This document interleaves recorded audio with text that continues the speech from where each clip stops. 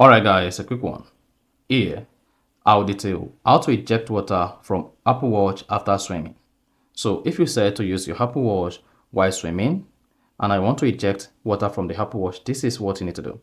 So if I don't know this, if you found this offer informative, please don't forget to like and then subscribe. First, press the icon once while you want to start swimming. Click on workout, and on the workout page, you want to scroll down until you get to swim. Select that. Then here you'll be prompted to select your pool length. Just go ahead and click on start. Then get ready. Now once you start swimming and then you are done, just go ahead, exit this.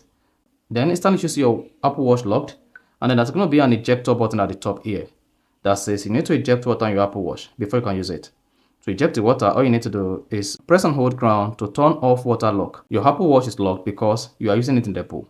Now to eject the water, just go ahead, press and hold it to ground. Then you'll see it vibrating. You can see, unlocked, ejecting water.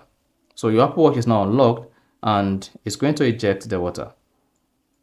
So basically, when you start swimming in the pool and then you're using your Apple Watch, then your Apple Watch is going to lock itself automatically.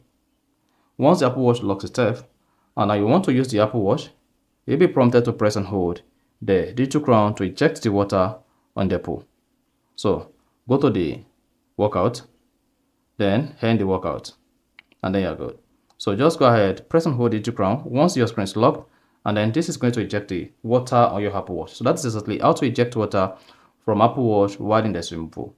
So if you found this offer informative, please don't forget to like and then subscribe.